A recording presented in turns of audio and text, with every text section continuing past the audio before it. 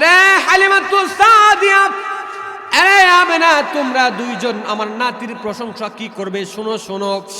আমি Abdul Muttalib কানা কাবার মুতাল্লি, আমি অনেক জায়গায় ঘোরাফেরা করেছি, আমি অনেক জায়গার মধ্যে দেখেছি, আমি অনেক জায়গার মধ্যে ঘুরেছি। কানা কাবার মধ্যে প্রতি বছর লক্ষ লক্ষ হাজি সাহেবগণ আছে, তাদের সাথে সন্তানগুলাকে নিয়ে আসে। আরে হালিমা, আরে আমেনা, আমি দেখেছি সন্তানগুলাকে, অনেক সন্তান দেখেছি, কিন্তু আমার নাতির মতন সুন্দর সন্তান আমার নজরে আর একজনও পড়ে নাই। এই কথাটা আসমানের ফেরেশতা জিবরিল টান দিয়ে নিয়ে গেছে।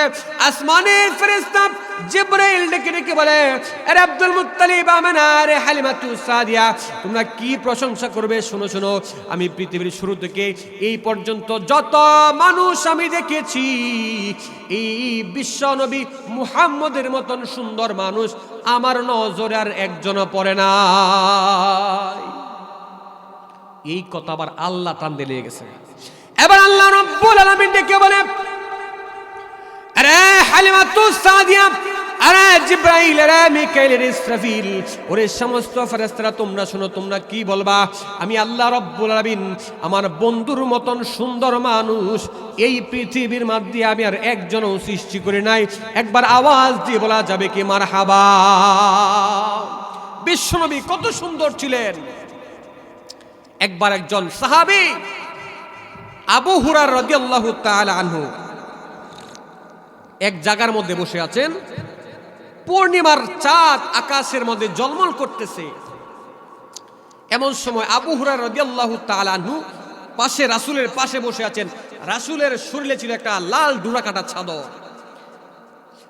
এমন সময় আবু হুরায়রা রাদিয়াল্লাহু তাআলা আনহু আসমানের চাঁদকে বলতেছে, ওরে আসমানের চাঁদ, তুমি এত সুন্দর নয়, ওরে আসমানের চাঁদ, তুমি এত সুন্দর নয়, যত সুন্দর আমার প্রাণের নবীজি, বিশ্ব নবীজি। একবার নবীর জন্য বলা যাবে কি মারহাবা। আসমানের চাঁদ, তুমি এত সুন্দর নয়, যত সুন্দর আমার প্রাণের নবীজি। এই বিশ্ব নবী কত সুন্দর ছিলেন। আমরা অনেকেই বলি আল্লাহ পাক রব্বুল আমিন ইউসুফ পয়গম্বরকে অনেক সুন্দর করে বানাইছেন, তাই তো আমাদের বিশ্বাস হলো এটা। কিন্তু বিশ্বনবী যখন মেয়ারাজে গেলেন, মেয়ারাজ থেকে যখন পৃথিবীতে আগমন করলেন, তখন সমস্ত সাহাবা একরামকে ওয়াজ করে শোনাচ্ছেন, আরে সাহাবা একরাম শোনো, আল্লাহ পাক রব্বুল আমিন পৃথিবীর অর্ধেক সৌন্দর্য দিয়ে আল্লাহ পাক রব্বুল আমিন ইউসুফ আলাইহিস সালাতু ওয়াস সালামকে সৃষ্টি করেছেন। কিন্তু ইউসুফ পয়গম্বর এমন সুন্দর ছিলেন, আল্লাহ পাক রব্বুল আমিন সমস্ত সুন্দরকে 100 ভাগ, সুন্দরটা মনে করেন 100, একটা সৌন্দর্য, তার 99 ভাগ সৌন্দর্য দিয়ে আমাদের বিশ্ব নবীকে বানাইলেন। আর 1 ভাগ সৌন্দর্যকে 2টা ভাগ করে অর্ধেক সৌন্দর্য দিয়ে ইউসুফ পয়গম্বরকে বানাইলেন, আর অর্ধেক সৌন্দর্য দিয়ে পৃথিবীর সব কিছুকে আল্লাহ পাক বানাইলেন। সুবহানাল্লাহ। ইউসুফ পয়গম্বর কত সুন্দর ছিলেন। ইউসুফ পয়গম্বরের জন্য আজিজে মিশরের স্ত্রী জুলেখা পাগল হয়ে গেছে। এবার জুলেখার তার বান্ধবীরা ডেকে ডেকে বলতেছে, আরে জুলেখা, তুমি একজন দাসের জন্য পাগল হয়ে গেছো, তুমি একজন বান্দার জন্য, তুমি একজন গোলামের জন্য পাগল হয়ে গেছো। এবার জুলেখা ডেকে ডেকে বলতেছেন, আরে বান্ধবীরা, আমার বন্ধু, আমার প্রেমাস্পদ আমার ইউসুফকে তোমরাও যদি দেখো, তোমরাও পাগল হয়ে যাবে। কোরআন থেকে বলছি, তোমরাও পাগল হয়ে যাবে। আলহামদুলিল্লাহ বলে খুশি হয় কে? আরেকজন আছে বেজার হয়ে যায়, সে কে? শয়তান। আমরা কাকে খুশি করতে চাই? এই জন্য আল্লাহকে খুশি করতে হলে অবশ্যই জিকির করা লাগবে কি লাগবে না? আল্লাহ স্মরণ করতে হবে কি হবে না? আল্লাহ পাক রব্বুল আলামিন এই যে আমাদেরকে আসার বসার তৌফিক দিয়েছেন, এটা আল্লাহ পাক রব্বুল আলামিনের বড় একটা নিয়ামত, বড় একটি দয়া, বড় একটি ইহসান। হাজারো মানুষ রয়েছে, সবাই কিন্তু আসতে পারে নাই। আল্লাহ পাক যাদেরকে কবুল করেছেন তাদেরকেই মাহফিলে আসার বসার তৌফিক দান করেছেন। আল্লাহ পাক রব্বুল আলামিনের নিয়ামতের শুকরিয়া আদায় করলে আল্লাহ পাক রব্বুল আলামিন নিয়ামতকে বহুগুণে বৃদ্ধি করে দেয়, বাড়িয়ে দেয়। আর নিয়ামতের শুকরিয়া আদায় না করলে আল্লাহ পাক নিয়ামতকে চিনে নেয়। যেমন আল্লাহ পাক রব্বুল আলামিন বলেন, লা ইন শাকারতুম লাযীদান্নাকুম ওয়া লাইন কাফারতুম ইন্না আযাবি লাশাদীদ।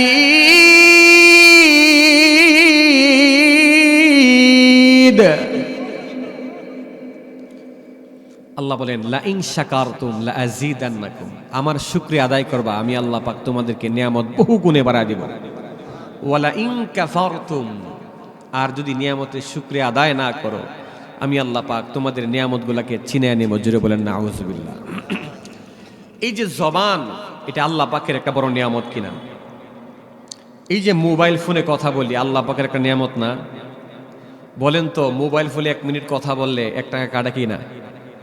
অনেকে বলেন হুজুর 40 পয়সা, 50 পয়সা, 60 পয়সা, 75 পয়সা টাকা কাটে তো। এই যে জন্মের পর থেকে ওয়া ওয়া থেকে শুরু করে এখন পর্যন্ত এই যে কথা বলতেছি, বলেন তো কোনোদিন বিল দিতে হয়েছে? যদি বিল দেওয়া লাগতো তাহলে মানুষ এত বেশি কথা বলতো? যদি বলা হয়তো শুধু জিকির করলে তা বিল লাগে না, আর কথা বললে বিল লাগে, মানুষ সর্বদা কি করতো? শুধু জিকিরই করতো। অথচ ইউসাব্বিহু লিল্লাহি মা ফিস সামাওয়াতি ওয়া মা ফিল আরদ, মানুষ আমরা জিকির না করলে কি হবে? ইউসাব্বিহু লিল্লাহি মা ফিস সামাওয়াতি ওয়া মা ফিল আরদ, আসমান জমিনে যা কিছু আছে সব কিছু কার জিকির করে? আল্লাহ পাক রব্বুল আলামিনের জিকির করে। আমরা একমাত্র নিমুখ হারাম, আমরা জিকির করতে চাই না। জিকির করার দরকার আছে না নাই? সবাই বলেন সুবহানাল্লাহ আলহামদুলিল্লাহ, সুবহানাল্লাহ আলহামদুলিল্লাহ, লা ইলাহা ইল্লাল্লাহ, সুবহানাল্লাহ আলহামদুলিল্লাহ, লা ইলাহা ইল্লাল্লাহ। কার জিকির করলাম? আল্লাহ পাক রব্বুল আলামিন। তো বলতেছিলাম আল্লাহ পাকের নিয়ামতের শুকরিয়া আদায় করলে নিয়ামত বাড়ায় দেন কে? আল্লাহ পাক বাড়ায় দেয়। যেমন চোখ আল্লাহ পাকের একটা নিয়ামত কিনা? এই পৃথিবীতে যারাই এই চোখ দিয়ে টিভি, সিনেমা, নাটক, গান বাজনা, নাট্য, অশ্লীল গান বাজনা না দেখে কুরআনে কারীম তেলাওয়াত করে, তাদের চোখের জ্যোতি বাড়ায় দিবেন কে? নামাজের পরে ইয়া নূর 11 বার পরে চোখের মধ্যে ফু দিবেন, রিজিক চোখের জ্যোতি কে বাড়ায় দিবে? আমার একজন দাদা ছিল, চাচাতো দাদা, তার চোখের পাওয়ার খুবই কম ছিল। সে যখন হজ করতে গেল বাইতুল্লাহ শরীফের মধ্যে গিলাফটার মধ্যে প্রথমে দোয়া করেছে, আল্লাহ আমার চোখের জ্যোতি বাড়িয়ে দাও, মরণ পর্যন্ত কোরআনে কারীম তেলাওয়াত করব। সুবহানাল্লাহ। এই দোয়া করতে দেরি আল্লাহ পাক চোখের জ্যোতি বাড়িয়ে দিতে দেরি হয় নাই। সুবহানাল্লাহ। তাহলে নিয়ামতের শুকরিয়া আদায় করলে নিয়ামত বাড়ায় দেন কে? এই জন্য আল্লাহ পাক রব্বুল আলামিন এই পৃথিবীতে যত নবী, যত পয়গম্বর, যত রাসূল আল্লাহ পাক প্রেরণ করেছেন, সমস্ত নবী এবং সমস্ত রাসূলের কালিমা ছিল একটাই, উলু লা ইলাহা ইল্লাল্লাহ তুফলিহুন। তোমরা সকলেই বলো লা ইলাহা ইল্লাল্লাহ, নেই কোনো মাবুদ আল্লাহ ছাড়া। দুনিয়া তো সফল হয়ে যাবে, আখিরাত তো সফল হয়ে যাবে। এই কালিমার জান্নার তলে, এই কালিমার ছোঁয়া যারাই পেয়েছে, কালিমা যারাই পড়েছে, আল্লাহ পাক তাদেরকে পৃথিবীর মধ্যে নরধম মানুষগুলোকে আল্লাহ পাক সোনার মানুষে পরিণত করে দিয়েছে। সুবহানাল্লাহ। আমাদের বিশ্বনবীর পূর্বে আল্লাহ পাক একজন নবী পাঠিয়েছিলেন, যে নবীর নাম হযরতে ঈসা আলাইহিস সালাতু ওয়াস সালাম। সেই নবীর দায়িত্ব ছিল মানুষগুলোকে, পথভ্রষ্ট মানুষগুলোকে আল্লাহর পথে আনা। এটা আল্লাহ পাকের একটা বড় নিয়ামত। কিন্তু ইহুদিরা এই নিয়ামতকে সহ্য করতে না পারে যখন নির্যাতনের স্টিম রুলার চালু করে দিল, আল্লাহ পাক রব্বুল আমিন ওই নবীকে পৃথিবী থেকে আসমানে উঠে আনিলেন। জুড়ে বলেন নাউজুবিল্লাহ। নিয়ামতের শুকরিয়া আদায় করলে নিয়ামত বাড়ায় দেয়, নিয়ামতের শুকরিয়া আদায় না করলে আল্লাহ পাক নিয়ামত ছিনিয়ে নেয়। নবীকে আল্লাহ পাক কোথায় উঠে আনিলেন? আসমানে উঠলেন। কত বছর পর্যন্ত? বলা হয় 570 বছর পর্যন্ত এই পৃথিবীতে নবী এবং রাসূলের আসার ধারাবাহিকতা আল্লাহ পাক বন্ধ করে দিলেন। আল্লাহু আকবার। যেই মাত্র ভাইয়ের আমার, আল্লাহ রাব্বুল আমিন এই পৃথিবীর মধ্যে 1 বছর 2 বছর নয়, 100 বছর 200 বছর নয়, 570 বছর পর্যন্ত পৃথিবীতে কোনো নবী নাই, কোনো রাসূল নাই। এইভাবে যে মাত্র নবী রাসূলদের ধারাবাহিকতা আল্লাহ পাক বন্ধ করে দিলেন, এমন সময় মানুষের মধ্যে কান্নাকাটি শুরু করে দিল, মানুষের মধ্যে রাহাজানি শুরু করে দিল, মানুষের মধ্যে মারামারি কাটাকাটি খুন হত্যা জেল জুলুম শুরু করে দিল। এমন সময় মজলুম মানুষগুলো আল্লাহ রাব্বুল আলামিনের কাছে, আসমানের মালিক, জমিনের মালিক, যিনি চন্দ্রের মালিক, যিনি সাগরের মালিক, যিনি আমার মালিক, যিনি আপনার মালিক, যিনি হিন্দুর মালিক, খ্রিস্টানের মালিক, বৌদ্ধর মালিক, যিশুর মালিক, কিশোর মালিক, এই পৃথিবীর মধ্যে যা কিছু বলেন সব কিছুর মালিককে একবার আওয়াজ দিয়ে বলেন মালিককে। এই আল্লাহ রাব্বুল আলামিনের কাছে মানুষগুলো কান্না করে বলতেছে, ওরে আসমানের মালিক, ওরে জমিনের মালিক, ওরে পাহাড়ের মালিক, ওরে পর্বতের মালিক, ওরে মাছের মালিক, গাছের মালিক, তোমার কাছে একটা জিনিস দোয়া করতে যাই, তুমি এই পৃথিবীর মধ্যে এমন মানুষ তুমি কোন সময় নাজিল করবা, এই পৃথিবীর মধ্যে এমন মানুষ তুমি কোন সময় দান করবা, এই পৃথিবীর মধ্যে তুমি এমন নবী তুমি কোন সময় দান করবা যে আগমনের কারণে ভ্রাতৃত্ব বন্ধন ঠিক রাখবে, যার আগমনের কারণে ভাই ভাইয়ের সম্পর্ক ঠিক থাকবে, যার আগমনের কারণে নাতা নানা নানির নাতির সম্পর্ক ঠিক থাকবে, যার আগমনের কারণে ভাই ভাইয়ের সম্পর্ক ঠিক থাকবে, যার আগমনের কারণে ছেলে এবং মেয়ের সম্পর্ক ঠিক থাকবে, যার আগমনের কারণে এই পৃথিবীর মধ্যে যা মানুষগুলো আছে প্রত্যেকটা মানুষ, একজন মানুষ আর একজন মানুষের সম্পর্ক ঠিক থাকবে। এইভাবে মানুষগুলো যখন কান্নাকাটি করে আসমান জমিন বারে করে দিল, আল্লাহ রাব্বুল আলামিন ওই সময়ে আমাদের রহমাতুল লিল আলামিন আরশে আজিমের থেকে বিশ্বনবী রাহমাতুল লিল আলামিন, আসমানের মালিক আল্লাহ রাব্বুল আলামিন, রহমতের মালিক বিশ্বনবীকে আল্লাহ রাব্বুল আলামিন এই পৃথিবীর জন্য আল্লাহ পাক কবুল করে নিলেন। একবার আওয়াজ দিয়ে বলা যাবে কি মারহাবা। এ সাবজে গুম্বদ वाले मंजूर दुआ करना, जब आए नजर आए दीदार अता करना, जब कब्र अंधेरी में घबराओगा जब तन्हा, इमदाद मेरी करने आ जाना मेरे आका। एक बार आवाज দিয়ে বলা যাবে কি মারহাবা। আল্লাহ পাক রব্বুল আলামিন ওই জাহেলিয়াতের যুগে, ওই মূর্খ যুগে, ওই ভণ্ড যুগে, ওই খারাফিয়াতের যুগে আল্লাহ পাক রব্বুল আলামিন আমার আপনার দয়াল নবীকে আল্লাহ পাক কবুল করে নিলেন। সুবহানাল্লাহ। বিশ্ব নবীর বাবার নাম কথা বলেন কি? আব্দুল্লাহ। অনেকেই জানেন, আবার অনেকেই জানে না। কিন্তু এক চেটিয়া যদি বলা হয় আর্জেন্টিনার সবচেয়ে বড় খেলোয়াড়ের নাম কি? হুজুর মেসি। কথা বলেন ঠিক কিনা? মুখস্থ আছে না নাই? আরে মুখস্থ না হুজুর, আমাদের প্রত্যেকের বাড়ির গাছের গাছে আছে মেসির নাম, আছে না নাই? এমনকি আমাদের হৃদয়ে লেখা। পৃথিবী সব কিছু বলতে পারি হুজুর। একজন তো বলতেছে এই বছর যদি আর্জেন্টিনার বিশ্বকাপ না নিতে পারে আমি বিয়েই করব না। হুজুরে বলেন নাউজুবিল্লাহ। এ বলে বিয়েই করতো না যে আর্জেন্টিনার কাপ না নিতে পারে। যাই হোক, কপালবালা এমন একটা কসম করছে, যাই হোক আর্জেন্টিনার নিচে তার বিয়া কপালে আছে। চিন্তা করেন, সময় টিভির মধ্যে চ্যানেলে সে বলছে এমন কথা। তাহলে বিশ্ব নবীর বাবার নাম দাদার নাম মুখস্থ রাখা, এটা আমাদের মহাব্বত ভালোবাসা। কি এটা?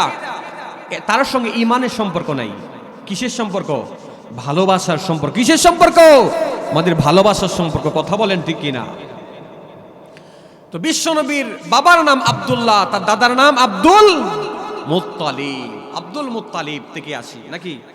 আব্দুল মুত্তালিব হাতিমে কাবা, কাবা শরীফের পাশে একটা জায়গা, সেই জায়গার মধ্যে ঘুমন্ত আছেন।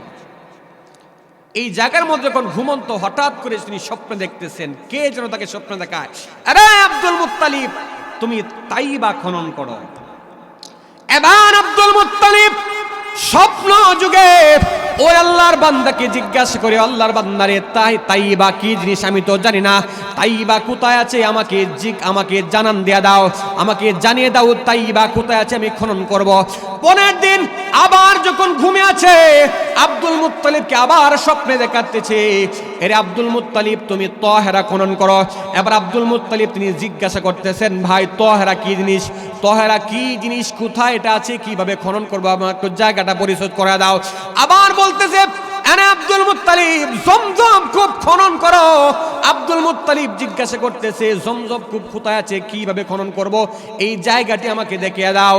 আবার তৃতীয় আপনি স্বপ্ন দেখে বলতেছে, আরে আব্দুল মুত্তালিব জমজম কূপ হলো এমন একটা জায়গা আছে, তোমরা যেইখানের মধ্যে পশু বলি দাও, তোমরা যেই জায়গার মধ্যে পশু জবাই করো, এই জবাইয়ের রক্ত যেইখানে আসে সেই জায়গাটা হলো জমজম কূপ।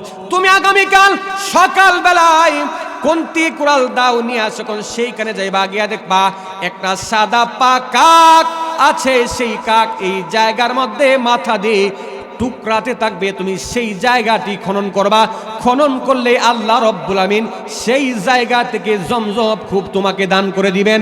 একবার আওয়াজ দিয়ে বলা যাবে কি মারহাবা। পরের দিন সকালবেলায় আব্দুল মুত্তালিব তৃতীয় রাত্রে স্বপ্ন দেখার পরে ঘুম থেকে জাগ্রত হয়ে তিনি চলে গেলেন তাইবা, তাহেরা, মুজামজামা জমজম খনন করার জন্য। আব্দুল মুত্তালিবের তখন সন্তান ছিল একটা, নাম হলো হারেস। নাম কে? হারেস। সকালবেলা আব্দুল মুত্তালিব তার সন্তানকে নিয়ে চলে গেলেন সেই জমজম কূপটা খনন করার জন্য। এবার তিনি জমজম কূপ যখন খনন করতেছেন, মক্কার 11টা গোত্রের 11 জন নেতা এসে বলতেছে, আরে আব্দুল মুত্তালিব এই জায়গার ভিতরে আমরা পশু বলি দেই, পশু জবাই করি, পশু কুরবানি করি, এই জায়গার ভিতরে রক্ত যায়, তুমি এই জায়গাটা কি জন্য খনন করতেছো?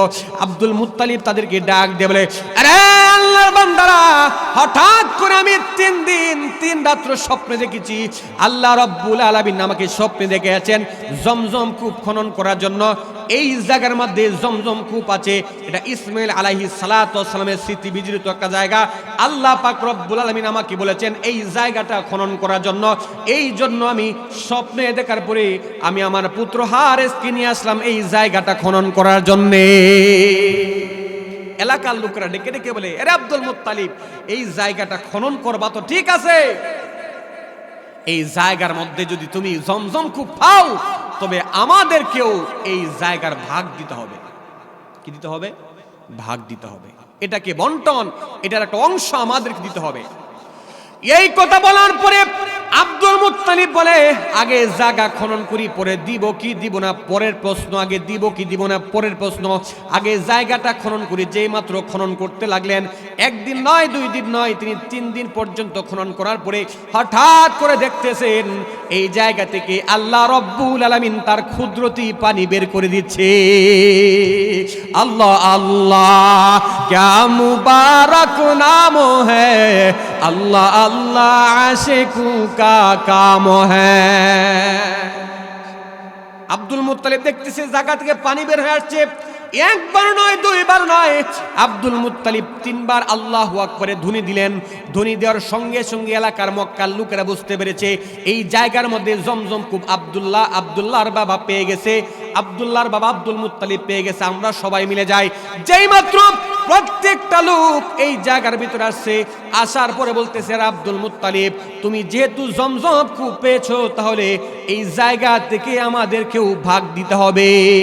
আবার আব্দুল মুত্তালিব বলতেছে, আল্লাহ পাক স্বপ্নে দেখাইছে আমারে, খুঁজছি আমি, খনন করছি আমি, আল্লাহ দিছে আমারে, তোমাদেরকে ভাগ বাটর দিতে পারবো না। কিন্তু ফানি খাইতে পারবা। কি করতে পারবা? ফানি খাইতে পারবা, এটা বন্টন দিতে পারবো না। যখন নিষেধ করলো তখন বলে, না তোমার সাথে যুদ্ধ করে হলেও, 11 জন নেতা বলতেছে তোমার সঙ্গে যুদ্ধ করে হলেও এই স্থান আমরা যেভাবে হোক চাই। এবার আব্দুল মুত্তালিব বলে, যুদ্ধ যদি করো, যুদ্ধ করতে রাজি আছি, এই আল্লাহর দেওয়া জিনিস তোমাদেরকে দিতে পারবো না। এবার বলে, এই ঝগড়া মারামারি করা দরকার নাই, সরা আমরা একটা মশওয়ারা করি, দেখি কি করা যায়। বলে, সিরিয়ার মধ্যে একটা ঠাকুরনি আছে,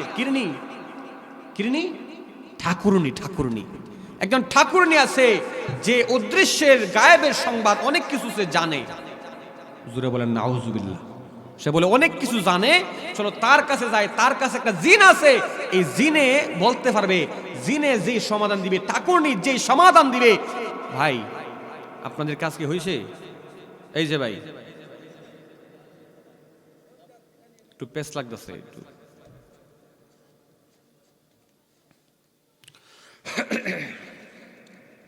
যাই হোক, বলতেছিলাম যে আমরা চলো আমরা ঠাকুরনির কাছে যাই, গিয়া দেখি এই ঠাকুরনি কি বলে। এবার আব্দুল মুত্তালিব 11টি দলের 11 জন নেতায় দিয়া সুন্দর করে ঘোড়া, সুন্দর করে উট সাজাইয়া তোরা প্রত্যেকেই চললেন এই ঠাকুরনির কাছে। সিরিয়ার উদ্দেশ্যে রওনা দিয়ে দিলেন। রাস্তার ভিতরে যাওয়ার পরে হঠাৎ করে একটা মরুভূমির মধ্যে প্রত্যেকে রাস্তা হারায় ফেলাইছে, আর রাস্তা খুঁজে পাচ্ছে না। ডান দিকে যাবে না বাম দিকে যাবে, পশ্চিম দিকে যাবে, উত্তর দিকে যাবে না দক্ষিণ দিকে যাবে, রাস্তা কে হারায় ফেলাইছে? আল্লাহ নিজেই তাদেরকে রাস্তা বলে দিলেন। এবার আব্দুল মুত্তালিব বলতেছে, আরে নেতারা, পানি খাইতে খাইতে নিজেদের সঙ্গে যে পানি ছিল পানি সব শেষ হয়ে গেছে, খাবার দাবার সব শেষ হয়ে গেছে। যেই পানির জন্য আমরা যুদ্ধ করতে আসছিলাম, যে পানির জন্য আমরা ঠাকুরনির কাছে যাচ্ছিলাম, সেই পানির জন্যই তো আমরা এখন সবাই মারা যাব। এখন কি করবা? বলে এখন কিছু করার নাই, চলো আমরা 12 জনে মিললে 12টা খবর খনন করি। 11 জনে তো 11টা খবরের মধ্যে 11 জনকে দাফন করবে, আর একজন কোথাও ফুরে মরে থাকবো, শেষ। এছাড়া তো ভাও নাই, কোথাও যাওয়ার রাস্তা নাই, কি করা? 12 জনে মিলে 12টা কবর খনন করছে মরুভূমির মধ্যে। কবর খনন করে প্রত্যেকে কবরের কাছে বৈশা আশায় বসে রয়েছি কখন মরণ আসবো, কখন ওই জায়গার মধ্যে মরবো, চিন্তা করেন। এবার আব্দুল মুত্তালিব ডেকে ডেকে বলতেছেন, আরে 12টা গোষ্ঠীর 12 জন লোক, তোমরা শোনো, এই জায়গার মধ্যে মৃত্যুবরণ করার চাইতে চলো আমরা এখান থেকে কোথাও খুঁজি, রাস্তা তালাশ করি, দেখি আল্লাহ পাক রব্বুল আমিন রাস্তা বের করি কিনা। যখন দেখতেছেন আব্দুল মুত্তালিব যখন ঘোড়ার উটের পিঠের মধ্যে উঠলেন, উটের পিঠের মধ্যে ওঠার সঙ্গে সঙ্গেই উটটা যখন সামনের দিকে কদম মারছে, কদম মারার সঙ্গে সঙ্গেই উটের কদম থেকে আল্লাহ রব্বুল আলামিন মিষ্টি পানি আল্লাহ পাক বের করে দিয়েছে। যেই মাত্র মিষ্টি পানি বের করছে, আবার আব্দুল মুত্তালিব ডেকে ডেকে বলে, ওরে আমার কওমের লোকেরা, ওরে নেতাগণ, গোষ্ঠীগণ, শোনো, আর এদিক সেদিক যাওয়ার দরকার নাই, আল্লাহ পাক আমাকে এখান থেকে পানি বের করে দিয়েছেন।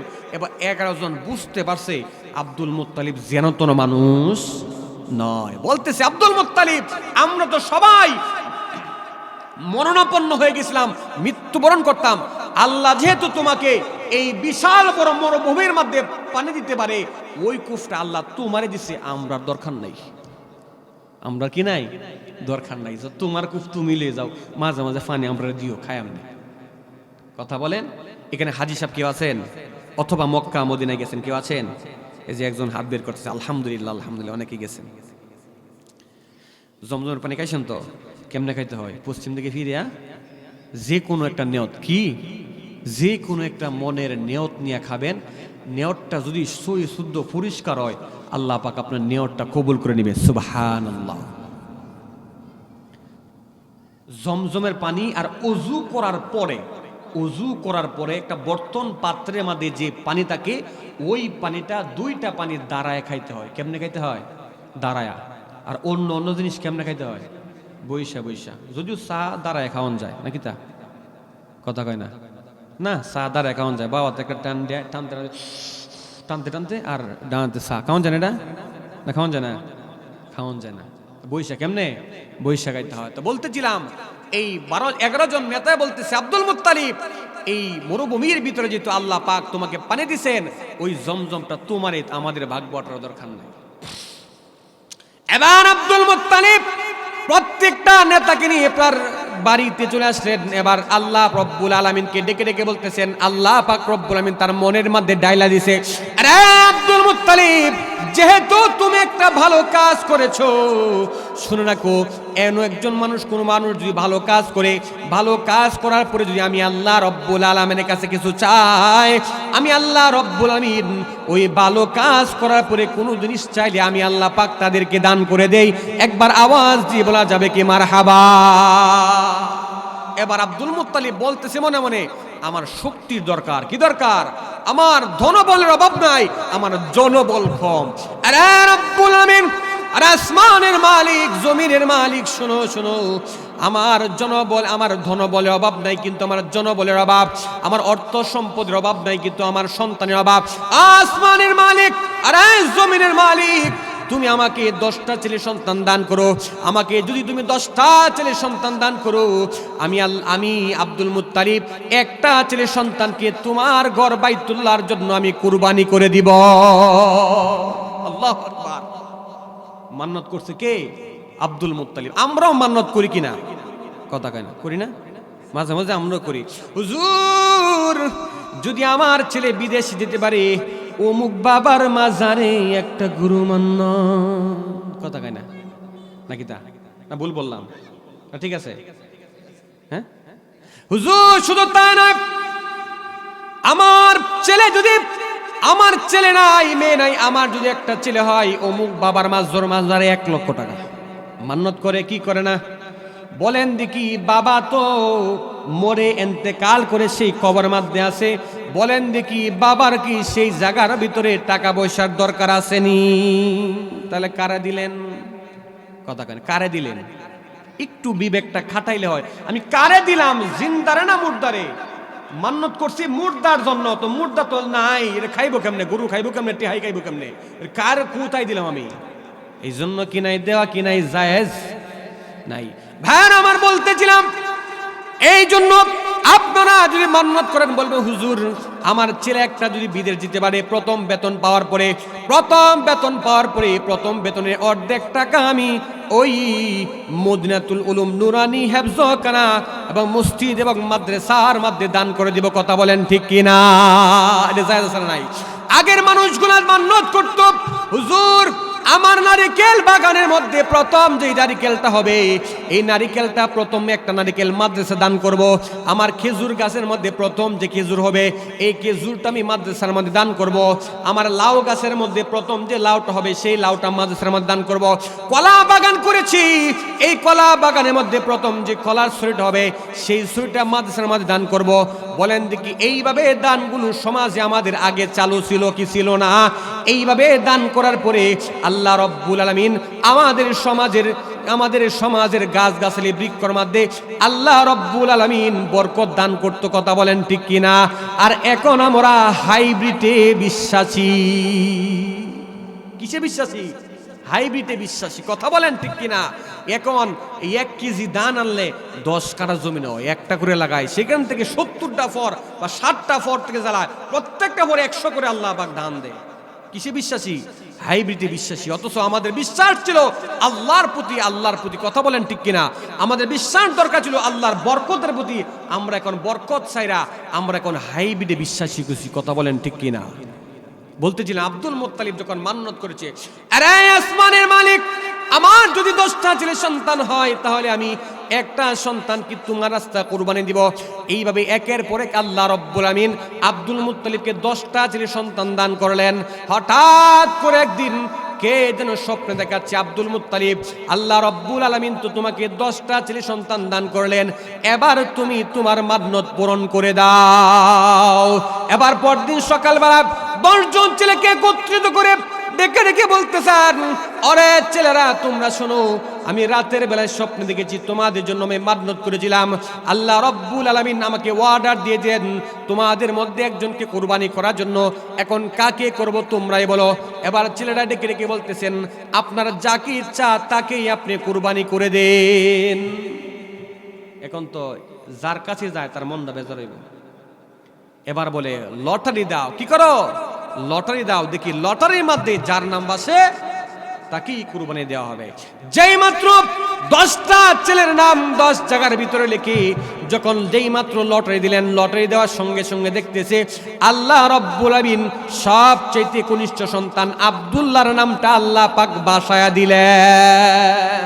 যেই মাত্র আব্দুল্লাহর নামটা লটারির মাধ্যমে এসে গেল, এবার যখন তাকে কুরবানি করার জন্য নিয়ে গেলেন, আর এক বর্ণনা আসছে কুরবানি করার জন্য যখন তাকে পায়ের নিচে রাখলেন, এমনি হঠাৎ করে আব্বাস রাদিয়াল্লাহু তাআলা আনহু বিশ্ব নবীর চাচা আব্বাস রাদিয়াল্লাহু তাআলা আনহু আব্দুল্লাহকে ধরে গলার মধ্যে ধরে টান দিয়ে যখন আব্দুল মুত্তালিবের পাড় থেকে যখন নিয়ে আসলেন, এমন সময় আব্দুল মুত্তালিব আব্বাস রাদিয়াল্লাহু তাআলা আনহুকে এমন জোরে কষে একটা চড় দিয়েছিলেন, এই চড়ের আঘাত মৃত্যু পর্যন্ত ছিল।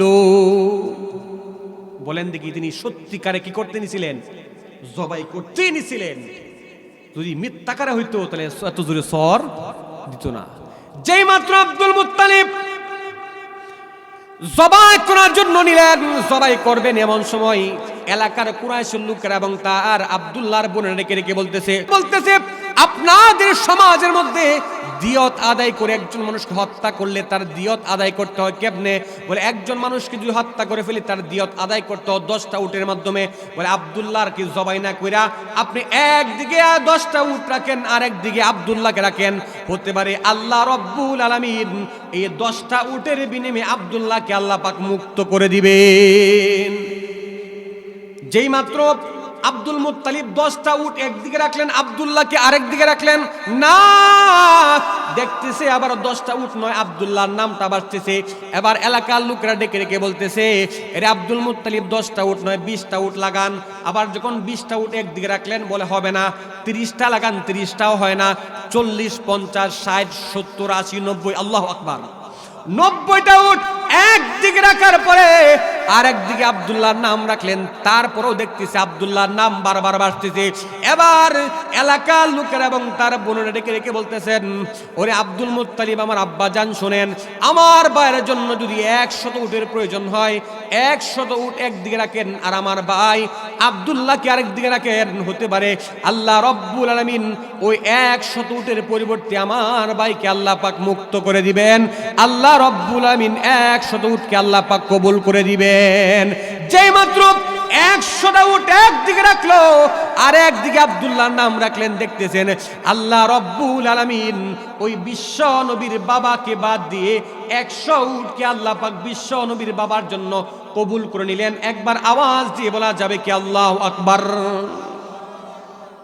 একবার বিশ্ব নবী তার পরিবর্তে 100 উট জবাই হয়ে গেল। কার পরিবর্তে? আব্দুল্লাহর পরিবর্তে 100 উট জবাই হয়ে গেল। একবার বিশ্বনবী এক জায়গার ভিতরে বসে আছে, হঠাৎ করে এক বেদুইন সাহাবী এসে ডেকে বলছে, ও জবিহাতাইন আপনি কেমন আছেন? কি বলতেছে? জবিহাতাইন আপনি কেমন আছেন? সাহাবীরা ডেকে বলে, ও নবীজি আমরা তো এতদিন পর্যন্ত জানতাম আপনি এক জবিহের সন্তান, অর্থাৎ হযরত ইসমাঈল ছিলেন জবিহুল্লাহ। ইসমাঈল কি ছিলেন? জবিহুল্লাহ। আপনি এক জবিহের সন্তান, আপনি 2 জন জবিহের সন্তান কেমন করে হলেন? তখন বিশ্বনবী ডেকে বলে, আমি 2 জবিহের সন্তান। এটার অর্থ হলো আমার আপন বাবা ছিল এক জবিহ আর আমাদের পূর্বপুরুষের মধ্যে ইসমাঈল ছিলেন আরেক জবিহ, এই জন্য আমি 2 জবিহের সন্তান। চিৎকার দিয়ে বলেন সুবহানাল্লাহ। বিশ্বনবী কি সাধারণ নবী?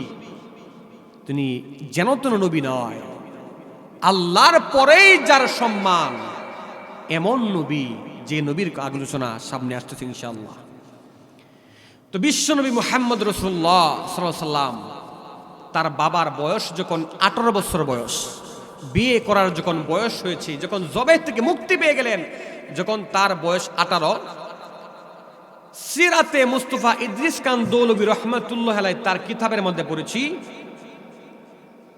সেই কিতাবের মধ্যে ইদ্রিস খান দৌলভী রহমাতুল্লাহ আলাইহি তিনি লেখেন যে 18 বছর বয়সে বিবাহ হয়েছে। আরো 2টা মত আছে, একটা হলো 24 বছর বয়স আর একটা মত হলো 25 বছর বয়স।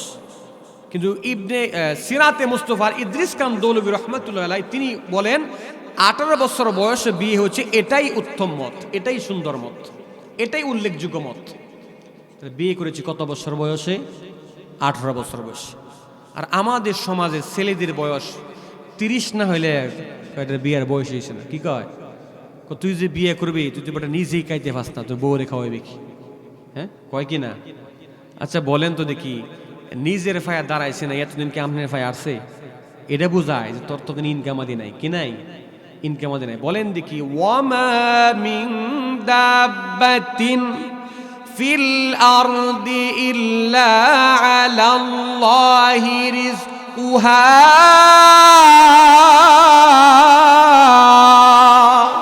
আল্লাহ বলেন আসমান জমিনে এবং যেখানে যা কিছু আছে তাদের রিজিকের ব্যবস্থা আমি আল্লাহ পাক স্বয়ং করি। সুবহানাল্লাহ। তাহলে রিজিকের দায়িত্ব কার কাছে? আল্লাহর কাছে না আমাদের কাছে? আমরা বলি তোর একটা চাকরি হোক তারপরে বিয়ে করবে, অথচ রাসূল বলেন তুমি বিয়ে করো আল্লাহ পাক তোমাকে ধনাঢ্য বানায় দিবেন। সুবহানাল্লাহ। একজন সাহাবী একটা বিয়ে করেছে, রাসূলের কাছে গিয়ে বলে হুজুর সংসার তো খুবই অবস্থা খারাপ, চলে না। নবীজি কানে কানে কয় বিয়ে আর একটা করো। কয়টা হইল? দুইটা করার পরে রাসূলের কাছে বলে হুজুর আগে যেও চলতো এখন তো একবারে অবস্থা খারাপ। নবী কয় কি বলো আর একটা করো? হুজুর রাসূলের কথা মানা ওয়াজিব। কি ওয়াজিব? এবার সাহাবী বলে হুজুর ঠিক আছে যেহেতু বলছেন আর একটা করছে। যেই মাত্র সাহাবী 3 নাম্বার বিয়ে করেছে, আল্লাহ রাব্বুল আমিন 3 নাম্বার বিবির কপালে আল্লাহ পাক রব্বুল আমিন লক্ষ লক্ষ টাকার সম্পদ লিখে দিয়েছেন। যেই মাত্র 3 নাম্বার বিয়ে করেছে ওই সাহাবী কিছু দিনের ভিতরেই ব্যবসা করে আল্লাহ পাক তাকে বড়লোক বানায় দিলেন। হতে পারে সম্পদ আপনার কপালে আল্লাহ পাক কমই রাখছে। অনেক শিক্ষিত আছে ইংলিশে অনর্গল কথা বলে, রিকশা চালায়, কথা বলে না আসলে নাই। নিজের নাম লিখতে গেলে কলম 3টা ভাঙে, 5 তলা 7 তলা 10 তলা বিল্ডিং এর মালিক আছে না নাই? সম্পদের মালিক কে? আল্লাহ পাক যাকে ইচ্ছা তাকে দেয়। হতে পারে আপনার কপালে সম্পদ নাই, আপনার সন্তানের কপালে আল্লাহ পাক সম্পদ লিখে রাখছেন। সেই জন্য বলতেছিলাম এত বয়স্ক নয়, কারণ ছেলে এবং মেয়ে এই বিবাহ না করলে, বয়স হলে বিবাহ না করলে তারা যত গুনাহ করবে প্রত্যেকটা গুনাহের ভাগ বাবা মায়ের কাঁধে বর্তাবে। কথা বলেন ঠিক কিনা? বলতেছিলাম 18 বছর বয়সে যখন বিবাহ করালেন, বিবাহ করার পরে সংসার বেশি দিন টিকে নাই, অর্থাৎ স্বামী তো নাই, চলে গেলেন। আব্দুল্লাহ ছিলেন একজন ব্যবসায়ী, খেজুর ব্যবসায়ী, খেজুরের ব্যবসা করতেন। ব্যবসা করা নবীদের সুন্নত। সব ব্যবসা, গাজার ব্যবসা, মাজারের ব্যবসা, মদের ব্যবসা, ইয়াদার ব্যবসা, ইয়াবার ব্যবসা, নারীবাড়ি ব্যবসা জায়েজ আছে না হারাম? সব ব্যবসা নয়। আপনি পানের ব্যবসা করেন সমস্যা নাই, আপনি চাষতলে ব্যবসা করেন, মসজিদ করেন, রিক্সা চালান, ছোট্ট করে ব্যবসা করেন, হালাল, কিন্তু ওই সমস্ত ব্যবসা করা জায়েজ নাই। বলতেছিলাম আব্দুল্লাহ ব্যবসা করার জন্য মক্কা থেকে মদিনার মধ্যে রওনা হলেন। যেই মাত্র মদিনার মধ্যে গেলেন, খেজুরের ব্যবসা করার পরে তিনি যখন আবার মক্কার মধ্যে আসবেন, রাস্তার মধ্যে তিনি অসুস্থ হয়ে পড়লেন। এমন অসুস্থ হলেন যে অসুস্থ থেকে তিনি সুস্থ হন নাই, তিনি পৃথিবী জমিন থেকে ইন্তেকাল করলেন। যেই মাত্র আব্দুল্লাহ পৃথিবীর জমিন থেকে বিদায় হয়ে গেল, মক্কার মধ্যে মানুষগুলোর কান্নার রুল পড়ে গেল। আর শরীয়তের মাসআলা হলো একজন স্বামী যখন ইন্তেকাল করে মহিলা বিধবা হয়ে যায়, এই মহিলা যখন 4 মাস 10 দিন পর্যন্ত তার শরীরের মধ্যে কোনো সুনু মুনু আলতা লিপস্টিক রঙ্গ আঙ্গামাকানু এবং সুন্দর সাজ পোশাক পরে বাহিরে বের হওয়া জায়েজ নাই। কয় মাস? 4 মাস 10 দিন, শরীয়তের মাসআলা। কিন্তু দেখা গেছে আমেনা যখন বাড়ি থেকে বের হয়ে কোনো প্রয়োজনে যখন বাড়ি থেকে বের হয়, তার শরীর থেকে মেশক আম্বরে ঘ্রাণ বের হয়। যেই মাত্র শরীর থেকে মেশক আম্বরে ঘ্রাণ বের হয়, এলাকার মক্কার লোকরা ডেকে ডেকে বলতেছে, আরে আমেনা তোমার শরীর থেকে কি জন্য মেশক আম্বরে ঘ্রাণ বের হয়? আমরা তোমার বাবা আব্দুল মুত্তালিবের কাছে বিচার দিব। যেই মাত্র আব্দুল মুত্তালিবের কাছে বিচার দায়ের করলো, বলে আব্দুল মুত্তালিব যদি আপনার ঘর থেকে অনৈতিক কাজ হয় আমরা কি করবো? বলে কি হয়েছে? বলে আপনার পুত্রবধূর স্বামী ইন্তেকাল করেছে, আর আপনার পুত্রবধূ যখন বাড়ি থেকে বের হয় তখন সে তার শরীরের মধ্যে মেশক আম্বরে ঘ্রাণ লাগায় বের হয়। এবার আব্দুল মুত্তালিব নিজের প্রাণের স্ত্রীকে ডেকে ডেকে বলতেছেন, ওরে প্রাণের স্ত্রী শোনো শোনো, একটা কথা বলতে চাই। বলে কি হলো? বলে তোমার বউ, তোমার পুত্রবধূ যখন বাড়ি থেকে বের হয় তার শরীরে মেশক আম্বরে ঘ্রাণ লাগায় কি জন্য, একটু তাকে জিজ্ঞাসা করো। এবার প্রাণের স্ত্রী ডেকে ডেকে বলতেছে, আরে প্রাণের স্বামী কয়েকদিন ধরে একটা বিষয় লক্ষ্য করতেছি। বলে কি বিষয়? বলে আমিনা যখন গোসলখানার মধ্যে থেকে গোসল করে সে যখন বের হয়ে আসে, তখন আমি যখন গোসলখানার মধ্যে যাই, তখন আমি শুনি এই গোসলখানাটা কে যেন সুগন্ধি করে সুগন্ধিতে মাসোয়ারা হয়ে গেছে। আল্লাহু আকবার, সুগন্ধিতে মাতোয়ারা হয়ে গেছে, এমন পরিস্থিতি আমি দেখতেছি। আমি কিছু বলতে পারতেছি না, তার কারণটা হলো তার স্বামী কয়েকদিন আগে ইন্তেকাল করেছে। অল্প বয়স মানুষ, তাকে কোনো কিছু বললে সে বেজার হবে, সে যদি মনে দুঃখ পায়, এমনি তো দুঃখিনী, এই জন্য তাকে কিছু বলি না। এবার বলো, আমার তো নাক কান কাটা যাচ্ছে, তাকে ডেকে আনো। যখন ডেকে আনতে বলতেছে, আরে আমেনা শোনো শোনো, তুমি যখন বাড়ি থেকে বের হও, কি জন্য তুমি মেসকো আম্বরে গ্রাড লাগা বাড়ি থেকে বের হও? এবার আম্মা জান আমেনা দেখে কি বলতেছেন, আর আমার আব্বা জান ও আম্মা জান শুনেন, আমি শুধু বাড়ি থেকে বের হওয়ার সময় মেসকো আম্বরে গ্রান বের হয় না। তখন ডান দিক দিয়ে তুতু নিক্ষেপ করে বলতেছেন, এই যে তুতু থেকেও তো মেসকো আম্বরের গ্রান বের হয়। একবার আওয়াজ দিয়ে বলা যাবে কি মারহাবা?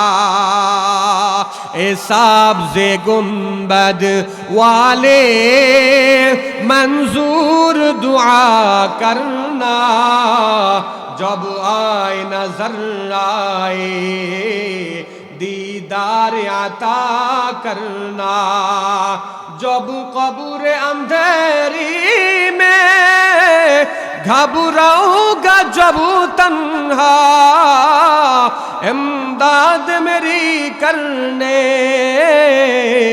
आ जाना मेरे आका। একবার আওয়াজ দিয়ে বলা যাবে কি মারহাবা?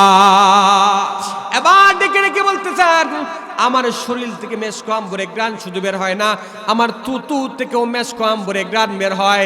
তখন ডেকে ডেকে বলতেছেন, এই যে মেসকো আম্বরের গ্রান বের হয়, এটা আমার থেকে নয়, আমার পেটের ভিতরে যিনি আছেন, আপনার নাতি, আপনার ছেলের সন্তান, তার থেকেই তো মেসকো অম্বরের গ্রান বের হয়। একবার আওয়াজ দিয়ে বলা যাবে কি মারহাবা? রহমতে আলম নবী, নবী দুজাহান, রহমতে আলম নবী, নবী দুজাহান, সাহাবীরা আতর বানায় ওই নবীজির গাম, সাহাবীরা আতর বানায় ওই নবীজির গাম। হাই হাই চেনো মানো জানো কেমন আমার নবীজি, যাহার পাগল চন্দ্র সূর্য তারকারাজি, যাহার পাগল চন্দ্র সূর্য তারকারাজি। বাবা আরো শুনবানি সুন্দর কাহিনী, জান্নাতের ওই রুমে রুমে ওই নবীজির নাম, জান্নাতের ওই রুমে রুমে ওই নবীজির নাম। রহমতে আলম নবী, নবী দুজাহান, সাহাবীরা আতর বানায় ওই নবীজির গাম। একবার আওয়াজ দিয়ে বলা যাবে কি মারহাবা?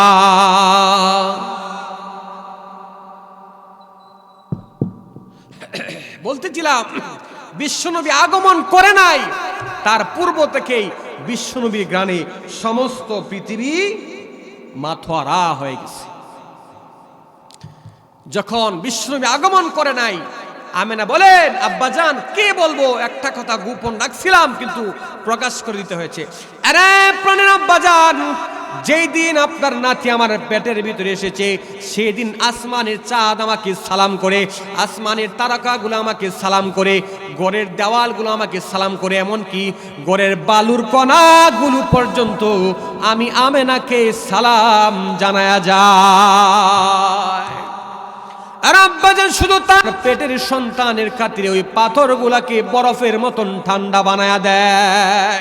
আর আব্বাজান শুধু তাই নয়, যদি কোনো গাছের নিচে দিয়ে যাই, গাছগুলো আমাকে সালাম জানায়, আমেনা রে তোর পেটের ভিতরে আখিরি জামানার পয়গম্বর তুমি আমার পক্ষ থেকে সালাম গ্রহণ করো। শুধু তাই নয়, আমি যখন ঘরের বাইরে যাই, আসমানের মধ্যে যখন দেখতেছি আকাশের রোদের কিরণ মানুষের শরীরের মধ্যে পড়তেছে, আমি যখন বাড়ি থেকে বের হই তখন আসমানের দিকে তাকায় দেখি আসমানের মধ্যে যেই মেঘমালাগুলো আছে, ওই মেঘমালাগুলো আমি আমেনারে ছায়া দিয়ে যায়। কেমন নবী ছিলেন আমাদের নবীজি! পৃথিবীতে আগমন করেছে, এখনো কোথায় আছেন? পেটের ভিতরে আছেন, তারপরও রহমতের বারিদার আল্লাহ পাক পৃথিবীতে আগমন করা শুরু করে দিয়েছেন। জুড়ে বলেন না সুবহানাল্লাহ।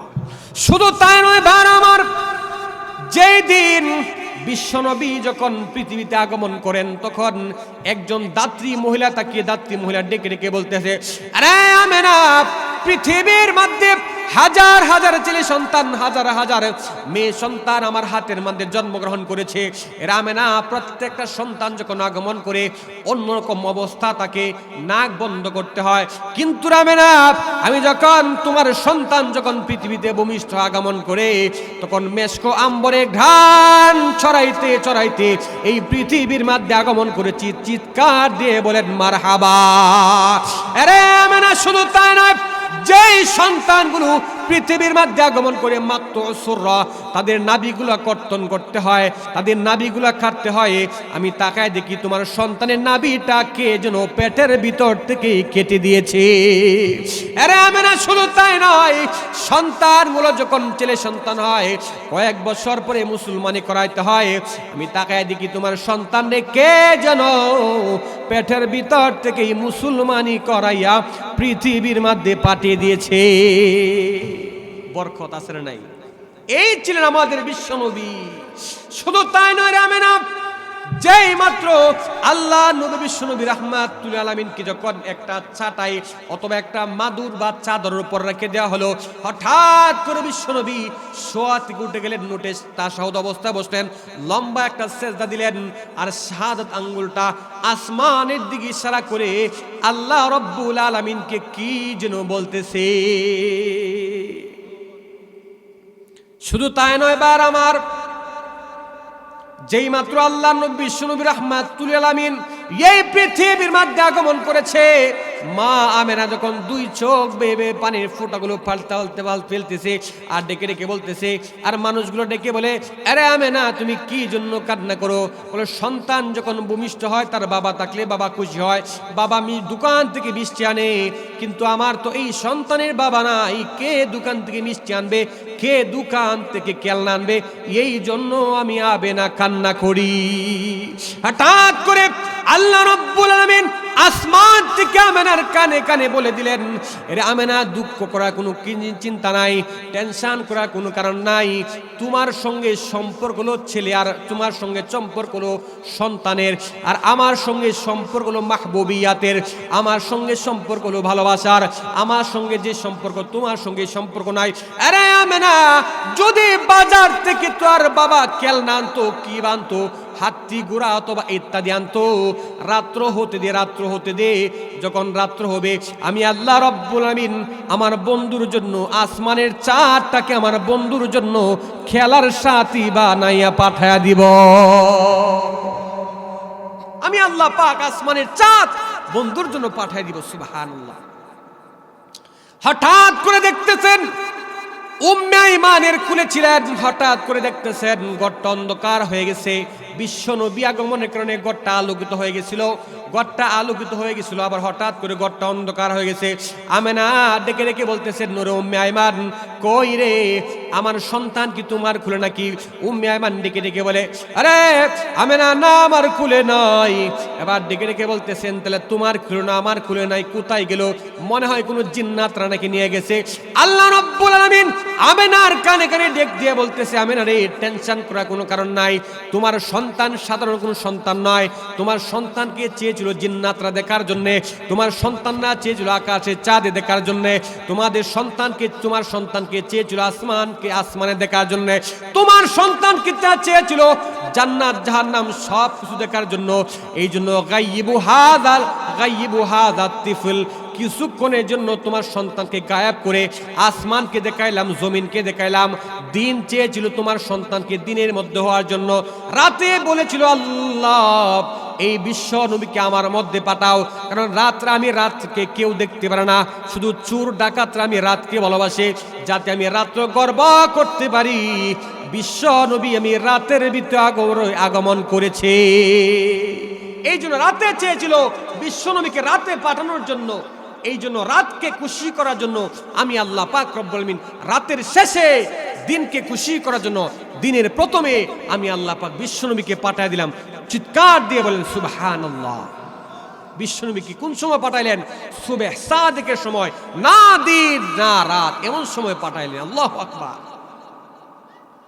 সন্তান যখন আগমন করেন রাতের বেলায়, যখন ঘরের ভিতরে আল্লাহর নবী বিশ্বনবী রাহমাতুল লিল আলামিনকে যখন ডেকে দেওয়া হলো, আব্বাস রাদিয়াল্লাহু তাআলা আনহু গালেবান, হয়তো পারে আরেকজন মানুষ, গালেবান আব্দুল্লাহ ইবনে আব্বাস রাদিয়াল্লাহু তাআলা আনহু, তিনি ঘরের ভিতরে দাঁড়িয়ে আছেন। হঠাৎ করে দেখতেছেন আসমানের চাঁদ আস্তে আস্তে নিচের দিকে আসতেছে, নিচের দিকে আসতেছে।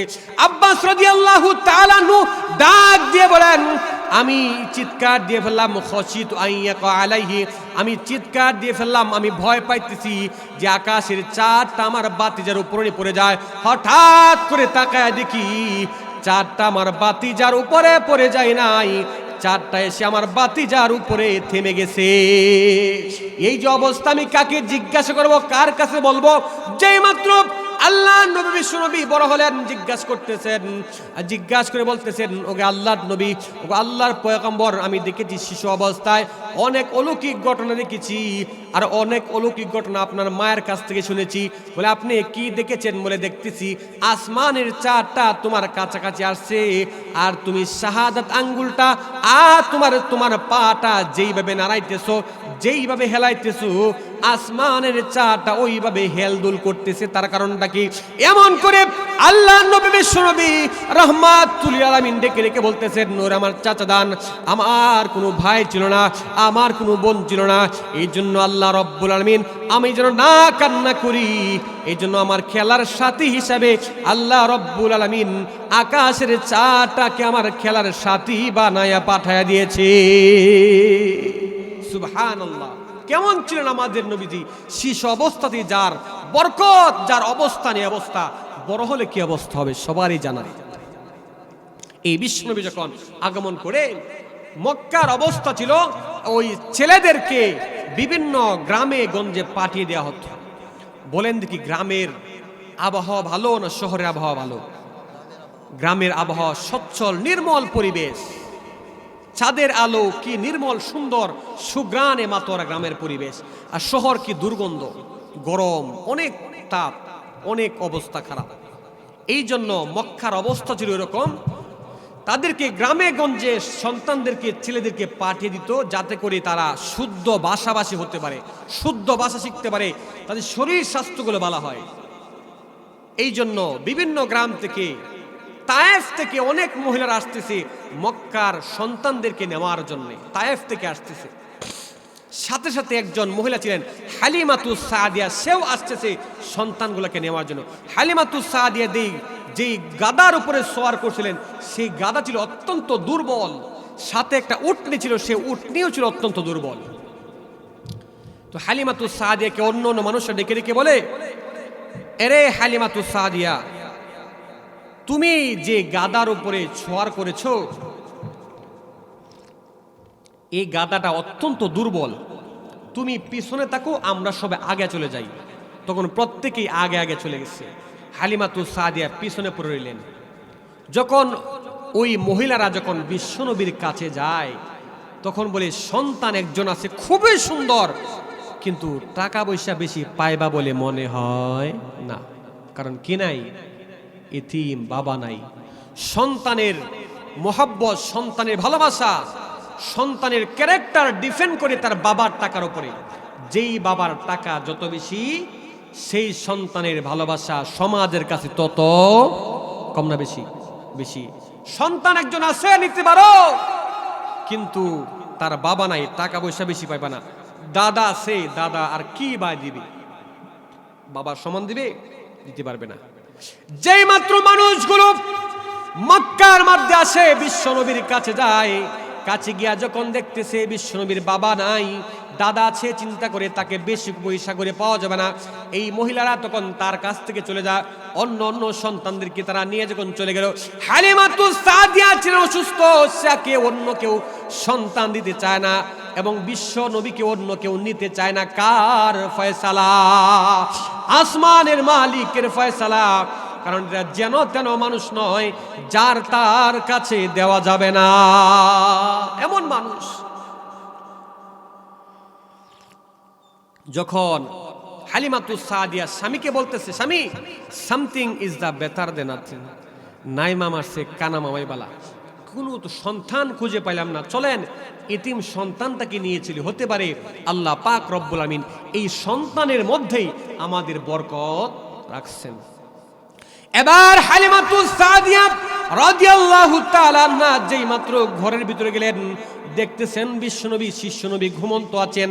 বিশ্বনবীকে কোলের মধ্যে তুলে নিলেন, কোলের মধ্যে তুলে নিয়ে তার বুকের মধ্যে একটু আলতো করে হাত দিলেন। হাত দেওয়ার সঙ্গে সঙ্গে বিশ্বনবী ঘুম থেকে জাগ্রত হয়ে মুচকি একটা হাসি দিলেন। হালিমাতুস সাদিয়া রাদিয়াল্লাহু তাআলা আনহা ডেকে ডেকে বলেন, আরে মক্কার মানুষ, আরে মদিনার মানুষ। হালিমাতুস সাদিয়া বলেন, বিশ্বনবী শিশুনবী মুহাম্মদ যখন আমার চেহারার দিকে তাকাই একটা মুচকি হাসি দিয়েছে, আমার মনে হচ্ছে পৃথিবীর সব কিছু আমি ভুলে যেতে পারি, পৃথিবীর সব কিছু আমি ছাড়তে পারি, কিন্তু ওই মুহাম্মদকে ছাড়া আমি ওই আমার এলাকাতে কদম মারব না। এমন পরিস্থিতির মধ্যে আমেনা ডেকে ডেকে বলে, রে হালিমাতুস সাদিয়া, তোমার সঙ্গে একটা কথা বলতে চাই, কিন্তু লজ্জা লাগে। কি বলতে চাও? বলে ফেলেন। বলে, কথাটা হইল, আমার তো মনে হয় আমার সন্তানের মতন সুন্দর সন্তান আর একজনও নাই। কে বলতেছে? আমেনা মা বলতেছে। হালিমাতুস সাদিয়া বলে, হাই তুমি কি বলো? আরে হালিমাতুস সাদিয়া, কে বলেন আপনি? আল্লাহর কসম করে বলি, ওয়াল্লাহি তাল্লাহি বিল্লাহি, আমি আল্লাহর কসম করে বলি, একটা কথা শুনেন শুনেন, আপনি কয়টা রাষ্ট্র সফর করেছেন? আপনি কয় জায়গার মধ্যে গিয়েছেন? আল্লাহর কসম করে বলি, অনেক রাষ্ট্র সফর করেছি, অনেক জায়গার মধ্যে ঘোরাফেরা করেছি, অনেক জায়গার মধ্যে গিয়েছি, কিন্তু আপনার সন্তান মুহাম্মদের মতন সুন্দর সন্তান আমার নজরে আর একজনও পড়ে নাই। একবার আওয়াজ দিয়ে বলা যাবে কি মারহাবা? হে রাসূল, তোমায় ভালোবাসি অন্তরে শুধু, মুখে নয়, জান্নাতের আশায় নয়। হে রাসূল, জাহান্নাম কেউ ডরি না, তোমায় পাওয়ার আশায় এই মন ছুটে মদিনায়, এ আশিকে দিদার দাও না, আর দূরে থাকিও না। একবার আওয়াজ দিয়ে বলা যাবে কি মারহাবা? এই ছিলেন বিশ্বনবী। বলেন, এবার আব্দুল মুত্তালিব বাহিরে দাঁড়ায় আছে। এবার আব্দুল মুত্তালিব ডেকে ডেকে বলে, আরে হালিমাতুস সাদিয়া, আরে আমেনা, তোমরা দুইজন আমার নাতির প্রশংসা কি করবে? শোনো শোনো, আমি আব্দুল মুত্তালিব কানা কাবার মুতাল্লি, আমি অনেক জায়গায় ঘোরাফেরা করেছি, আমি অনেক জায়গার মধ্যে দেখেছি, আমি অনেক জায়গার মধ্যে ঘুরেছি। কানা কাবার মধ্যে প্রতি বছর লক্ষ লক্ষ হাজী সাহেবগণ আছে, তাদের সাথে সন্তানগুলাকে নিয়ে আসে। আরে হালিমা, আরে আমেনা, আমি দেখেছি সন্তানগুলাকে, অনেক সন্তান দেখেছি, কিন্তু আমার নাতির মতন সুন্দর সন্তান আমার নজরে আর একজনও পড়ে নাই।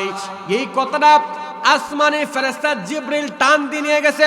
আসমানের ফেরেশতা জিবরাইল ডেকে ডেকে বলে, আরে আব্দুল মুত্তালিব, আমেনা, আরে হালিমাতুস সাদিয়া, তোমরা কি প্রশংসা করবে? শোনো শোনো, আমি পৃথিবীর শুরু থেকে এই পর্যন্ত যত মানুষ আমি দেখেছি, এই বিশ্ব নবী মুহাম্মদের মতন সুন্দর মানুষ আমার নজরে আর একজনও পড়ে নাই। এই কথা আবার আল্লাহ টান দিয়ে নিয়ে গেছে।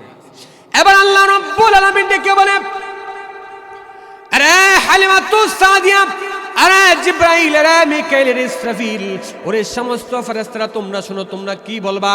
আমি আল্লাহ রাব্বুল আলামিন আমার বন্ধুর মতন সুন্দর মানুষ এই পৃথিবীর মধ্যে আমি আর একজনও সৃষ্টি করি নাই। একবার আওয়াজ দিয়ে বলা যাবে কি মারহাবা? বিশ্বনবী কত সুন্দর ছিলেন। একবার একজন সাহাবী আবু হুরায়রা রাদিয়াল্লাহু তাআলা আনহু এক জায়গার মধ্যে বসে আছেন, পূর্ণিমার চাঁদ আকাশের মধ্যে ঝলমল করতেছে। এমন সময় আবু হুরায়রা রাদিয়াল্লাহু তাআলা আনহু পাশে রাসূলের পাশে বসে আছেন। রাসূলের শরীরে ছিল একটা লাল ডোরাকাটা চাদর। এমন সময় আবু হুরায়রা রাদিয়াল্লাহু তাআলা আনহু আসমানের চাঁদকে বলতেছে, ওরে আসমানের চাঁদ তুমি এত সুন্দর নয়, ওরে আসমানের চাঁদ তুমি এত সুন্দর নয়, যত সুন্দর আমার প্রাণের নবীজি, বিশ্ব নবীজি। একবার নবীর জন্য বলা যাবে কি মারহাবা? আসমানের চাঁদ তুমি এত সুন্দর নয়, যত সুন্দর আমার প্রাণের নবীজি। এই বিশ্ব নবী কত সুন্দর ছিলেন। আমরা অনেকেই বলি আল্লাহ পাক রব্বুল আমিন ইউসুফ পয়গম্বরকে অনেক সুন্দর করে বানাইছেন, তাই তো আমাদের বিশ্বাস হলো এটা। কিন্তু বিশ্বনবী যখন মেয়ারাজে গেলেন, মেয়ারাজ থেকে যখন পৃথিবীতে আগমন করলেন, তখন সমস্ত সাহাবা একরামকে ওয়াজ করে শোনাচ্ছেন, আরে সাহাবা একরাম শোনো, আল্লাহ পাক রব্বুল আমিন পৃথিবীর অর্ধেক সৌন্দর্য দিয়ে আল্লাহ পাক রব্বুল আমিন ইউসুফ আলাইহিস সালাতু ওয়াস সালামকে সৃষ্টি করেছেন। কিন্তু ইউসুফ পয়গম্বর এমন সুন্দর ছিলেন, আল্লাহ পাক রব্বুল আমিন সমস্ত সুন্দরকে 100 ভাগ, সুন্দরটা মনে করেন 100, একটা সৌন্দর্য তার 99 ভাগ সৌন্দর্য দিয়ে আমাদের বিশ্ব নবীকে বানাইলেন। আর 1 ভাগ সৌন্দর্যকে 2টা ভাগ করে অর্ধেক সৌন্দর্য দিয়ে ইউসুফ পয়গম্বরকে বানাইলেন, আর অর্ধেক সৌন্দর্য দিয়ে পৃথিবীর সব কিছুকে আল্লাহ পাক বানাইলেন। সুবহানাল্লাহ। ইউসুফ পয়গম্বর কত সুন্দর ছিলেন। ইউসুফ পয়গম্বরের জন্য আজিজে মিশরের স্ত্রী জুলেখা পাগল হয়ে গেছে। এবার জুলেখার তার বান্ধবীরা ডেকে ডেকে বলতেছে, আরে জুলেখা, তুমি একজন দাসের জন্য পাগল হয়ে গেছো, তুমি একজন বান্দার জন্য, তুমি একজন গোলামের জন্য পাগল হয়ে গেছো। এবার জুলেখা ডেকে ডেকে বলতেছেন, আরে বান্ধবীরা, আমার বন্ধু, আমার প্রেমাস্পদ আমার ইউসুফকে তোমরাও যদি দেখো তোমরাও পাগল হয়ে যাবে। কোরআন থেকে বলছি, তোমরাও পাগল হয়ে যাবে। এবার বলতেছে, তাহলে তো তোমার সৌন্দর্যকে একবার দেখার দরকার। কেমন সৌন্দর্য তোমার প্রেমাস্পদ, তুমি একটা গোলামের জন্য পাগল হয়ে গেছো, তুমি একজন রাজরানী হয়ে। এবার বলতেছে, ঠিক আছে, দিন ধার্য করে, নির্দিষ্ট দিন ধার্য করলেন, ধার্য করে ডেকে বলতেছেন, আরে আমার বান্ধবীরা, তোমরা প্রত্যেকে ঘরের ভিতরে বসো। ঘরের ভিতরে বসার পরে প্রত্যেকে এক একজনকে সাইড দিয়ে বসালেন। বসানোর পরে বলতেছেন, আরে বান্ধবীরা, প্রত্যেকের হাতের মধ্যে এক একটা করে ছুরি দিলেন আর একটা করে ফল দিলেন। ফল দিয়ে বলতেছেন, তোমরা যখন ফল কাটতে থাকবা, এমন সময়, এমন মুহূর্ত আমি আমার প্রেমাস্পদ, আমার গোলামকে আমি তোমাদের মধ্যে ছেড়ে দিব, তোমাদের মধ্য দিয়ে হাইটে হাইটে চলে যাবে। যেই মাত্র প্রত্যেকের হাতের মধ্যে চুরি নিয়ে ফল যখন কাটতে লাগলেন, কাটার সময় দেখতেছেন, এবার জুলেখা তখন ডেকে ডেকে বলতেছে, ওরে ইউসুফ, এবার যাও, তুমি তাদের মধ্যকান দিয়ে চলে যাও। যেই মাত্র ইউসুফ পয়গম্বর তাদের মধ্যকান দিয়ে আসতে লাগলেন, হঠাৎ করে দেখতেছেন প্রত্যেকের ফল কাটা রাইখা, ফল কাটতে কাটতে এক একজনের হাত কাটে ফেলতেছে, এক একজনের কবজি পর্যন্ত কেটে ফেলেছে। তারা বুঝতেই পারে নাই তাদের কবজিগুলা, হাতগুলা কেটে যায়। কত সুন্দর ছিলেন বলেন দেখি। বিশ্বের যত সৌন্দর্য আছে, সমস্ত সুন্দরী নারী, ভূষ টুস, এই যা সৌন্দর্য, সুন্দরী পার্লামেন্ট, সবকিছুকে এক ঘরের ভিতরে রাইখা লাইটটা বন্ধ করলে কিছু দেখা যাইব? কথা কয় না, কিছু দেখা যাইব? হ্যাঁ, সব অন্ধকার হয়ে যাবে, সব কি অন্ধকার হয়ে যাবে। ঘরের ভিতরে কোনো সুন্দর আছে না বান্দর আছে কিছুই বোঝা যাবে না। ইউসুফ পয়গম্বর এত সুন্দরের জন্য তাদের হাতগুলা কেটে ফেলে একজন সাহাবী ডেকে ডেকে বলে, আরে মাজান, ইউসুফ পয়গম্বরের সুন্দরের জন্য মিশরের রোমনীরা পর্যন্ত তাদের হাতগুলা কেটে ফেলেছে। বিশ্ব নবী কেমন সুন্দর ছিলেন। এবার ডাক দিয়ে বলতেছে, আরে মিশরের নারীগুলো ইউসুফ পয়গম্বরকে দেখে তাদের হাতগুলা কেটে ফেলেছে। যদি ইউসুফ পয়গম্বরকে না দেখে তারা আমার বিশ্ব নবীকে তারা দেখতো, তারা হাত কেটে কেটে নয়, তারা হাত কেটে কেটে নয়, তারা কলিজা পর্যন্ত কেটে ফেলতো। তারা বুঝতেই পারতো না যে তাদের কলিজা গুলা কেটে যায়। একবার আওয়াজ দিয়ে বলা যাবে কি মারহাবা। কেমন সুন্দর ছিলেন আমাদের বিশ্বনবীজি। বলতেছিলাম এই প্রশংসা, বিশ্বনবীর প্রশংসা কে করেছেন? আল্লাহ পাক স্বয়ং করেছেন। এমন পরিস্থিতির মধ্য দিয়ে হালিমাতুস সাদিয়া রাদিয়াল্লাহু তাআলা আনহা এ রাত্রি যাপন এখানেই করলেন। হালিমাতুস সাদিয়া বলেন, আমি যখন বিশ্বনবীকে কুলের মধ্যে তুলে তাকে যখন দুধ খাওয়ালাম, আমি তাকায় দেখি আমার স্তনটা আল্লাহ পাক রব্বুল আলামিন বিশ্বনবীর কারণে দুধে আল্লাহ পাক ভরপুর করে দিলেন। সুবহানাল্লাহ। এই তো বরকত শুরু হয়ে গেছে। রাতের বেলা যেই উটটা ছিল, যেই উটনি ছিল, উটনিটা অত্যন্ত দুর্বল ছিল। যখন উটনির কাছে গেলাম, গিয়ে দেখতেছি উটনির উলানের মধ্যে দুধে ভরপুর হয়ে গেছে। যেই মাত্র উটনির কাছে গেলাম, উটনির আমার স্বামী আব্দুল্লাহ দুধ দহন করলেন। দুধ দহন করার পরে আমরা উভয়জনেই সুন্দর করে উভয়জনে পেট পূর্ণ করে খেয়েছি। আমরা ওই রাত্রিতে এত আরামের ঘুম ঘুমিয়েছি, আমাদের মনে হয় জন্মের পরে আমরা এত আরামের সঙ্গে আর কখনোই ঘুমাই নাই। একবার আওয়াজ দিয়ে বলা যাবে কি মারহাবা। যেই মাত্র সকালবেলা পরের দিন প্রত্যেকে অন্য অন্য নারীগুলো তাদের দুম্বা উট নিয়ে সন্তানগুলোকে নিয়ে চলে গেছেন। হালিমাতুস সাদিয়া পিছনে পিছনে আসতেছেন। যখন সবাই যখন চলে গেলেন, তিনি যখন যাচ্ছেন, যাইতে যাইতে তার উটটা এমন সবল হয়েছে, তার দুম্বা তত সবল হয়েছে। সবল হওয়ার সঙ্গে সঙ্গে যখন যাচ্ছেন, যাইতে যাইতে অন্য অন্য যে উটনিগুলা ছিল, দুম্বাগুলো ছিল, অন্য অন্য মহিলাদেরকে পাস করে তিনি তাদের দেশের মধ্যে চলে গেলেন। আল্লাহু আকবার। কেমন বরকত বিশ্বনবী। সেই বিশ্বনবী যখন পৃথিবীর মধ্যে আগমন করেন, আগমনের এই বরকত যদি হয়, বিশ্বনবীর বরকত আছে না নাই? এই বিশ্বনবী যতদিন পর্যন্ত পৃথিবীতে আগমন ছিলেন, এই নবীজির কোরআন, আল্লাহ পাক যে কোরআন নাজিল করেছেন, যে হাদিস দিয়েছেন, এই হাদিস মানা আমাদের দরকার আছে না নাই? আলহামদুলিল্লাহ, আজকে যেই ছেলেগুলা মাথার মধ্যে পাগড়ি নিয়েছে, কোরআনের হাফেজ হয়েছে, আল্লাহ পাক রব্বুল আলামিনের বন্ধু বলেন, মান ক্বারা হারফাম মিন কিতাবিল্লাহি ফালাহু হাসানা ওয়াল হাসানাতু বিআশরি আমসালিহা লা আকুলু আলিফ লাম মিম হরফুন ওয়াহিদুন বাল আলিফুন হরফুন ওয়া লামুন হরফুন ওয়া মিমুন হরফ আও কামা ক্বালা আলাইহিস সালাতু ওয়াসসালাম। যে ব্যক্তি কোরআন থেকে একটা অক্ষর পড়বে, কয়টা অক্ষর? একটা অক্ষর পড়বে, ফালাহু হাসানা, তার জন্য আল্লাহ পাক নেকি দান করবেন। কয়টা? কমপক্ষে এক নেকি থেকে কমপক্ষে আল্লাহ পাক ওই আশার আমসালিয়া, আল্লাহ পাক একটা নেকিকে আল্লাহ পাক 10 নেকির বরাবর বানায় দিবেন। সুবহানাল্লাহ। নবী বলেন, লা আকুলু আলিফ লাম মিম হরফুন ওয়াহিদুন, আমি বলিনি আলিফ লাম মিম। কোরআনে আছে না? সূরা বাকারার প্রথমে আলিফ লাম মিম হরফুন ওয়াহিদুন, এটা এক অক্ষর নয়, বাল আলিফুন হরফুন ওয়া লামুন হরফুন ওয়া মিমুন হরফ। এই তিনটা অক্ষর যে পড়বে, আল্লাহ পাক রব্বুল আলামিন তার আমল নামায় 30টা নেকি লিপিবদ্ধ করে দিবেন। সুবহানাল্লাহ। এই কোরআন কে কে পড়তে রাজি আছি? সবাই পড়তে রাজি আছি, কিন্তু আমরা অনেকেই কোরআন পড়তে তো জানি না। এই কোরআন এমন একটা কিতাব, যেই কিতাব রাসূল যখন কোরআন কারীম পড়েছেন, যেই কাফের, যেই বেঈমানরা রাসূলের কোরআনে কারীম পড়া শুনেই তারা মুসলমান হয়ে গেছে। সুবহানাল্লাহ। একদিন বিশ্বনবী ঘরের ভিতরে তিনি বসে বসে রাতের বেলায় কোরআনে কারীম তেলাওয়াত করতেছেন। হঠাৎ করে কাফের আবু জাহেল, উতবা, সাইবা, ওয়ালিদ ইবনে মুগিরা সহ অন্য অন্য কাফেররা বিশ্বনবীর ঘরের চতুর্পাশে এসে তারা কোরআনে কারীমের তিলাওয়াত শুনে। আল্লাহু আকবার বলবেন না? তিলাওয়াত শুনে। যেই মাত্র রাতের বেলা আল্লাহ নবী বিশ্বনবী রাহমাতুল লিল আলামিন রাতের বেলায় কোরআনে কারীমের তেলাওয়াত যখন কাফের বেঈমানরা শুনে, রাতের বেলায় একজন আরেকজনকে তখন দেখে না, তারা প্রত্যেকই বাড়ির দিকে চলে গেছে। পরে রাত্রিতে আবার যখন আসছে বিশ্বনবীর কোরআনে কারীম তেলাওয়াত শোনার জন্য, যখন বাড়ির দিকে যায়, যাওয়ার রাস্তা কিন্তু একটা, কয়টা? যাওয়ার রাস্তা কিন্তু একটা। তখন একজন আরেকজনের সঙ্গে সাক্ষাৎ হয়ে গেছে। একজন আরেকজনকে জিজ্ঞাসা করতেছে, আরে আল্লাহর বান্দা, তুমি কই গেছিলা? বলে গেছিলাম এইদিকে।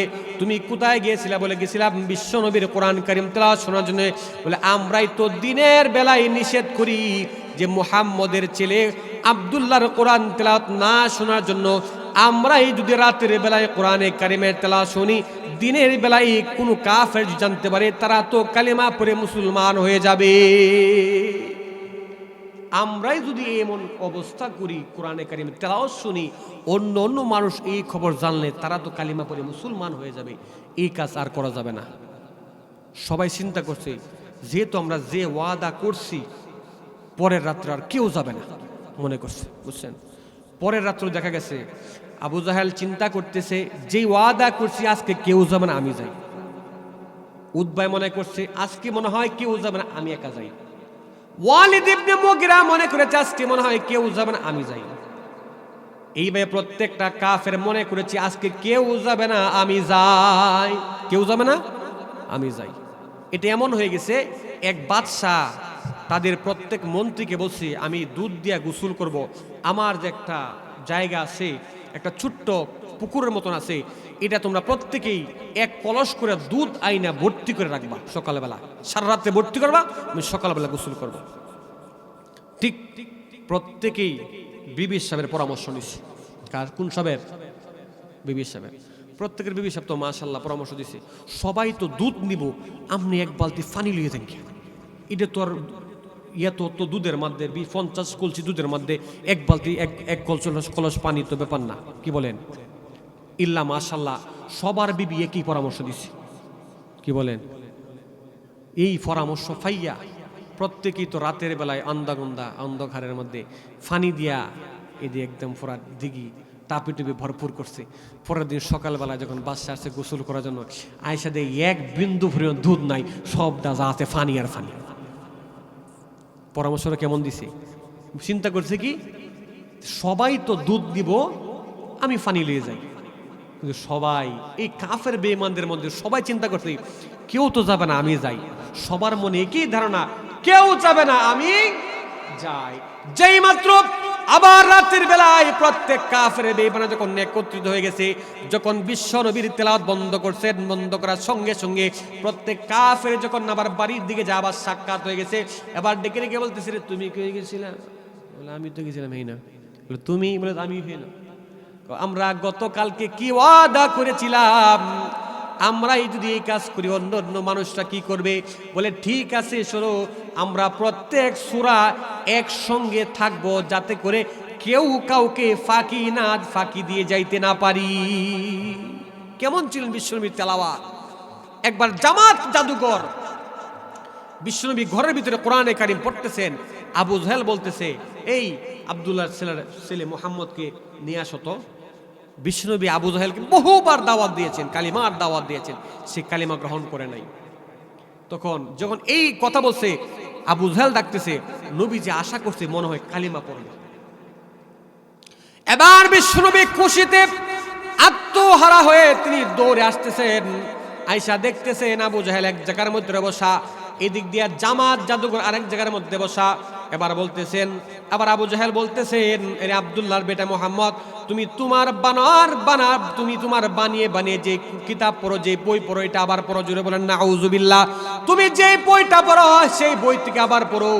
বিশ্বনবী এক জায়গার মধ্যে বসে বসে সেই বই থেকে পড়তেছেন, ইকরা বিসমি রাব্বিকাল্লাযী খালাকাল ইনসানা মিন আলাক। এই কোরআনে কারীম থেকে তেলাওয়াত করতেছেন। যেই মাত্র আল্লাহর নবী বিশ্বনবী রহমাতুল আলামিন কোরআন কারীম তেলাওয়াত করতেছেন, এমন সময় দেখতেছে জামাত জাদুঘরের দুই চোখ দিয়ে পানের ফোঁটাগুলো পড়তেছে। যখন ফোঁটাগুলো পড়তেছেন, আবু জাহেল বলতেছে, তুমিও তো দেখি তার দলে অন্তর্ভুক্ত হয়ে গেছ, তোমার চোখের ভিতরে পানি কেন? এবার জামাত জাদুঘর ডাক দিয়ে বলতেছেন, এরে শোনো শোনো, এই যে কোরআন এই যে পড়তেছে, কিতাব পড়তেছে, এটা দুনিয়ার কোনো বই না, দুনিয়ার কোনো বই না, এটা আসমানি আওয়াজ, এটা আসমানি আওয়াজ।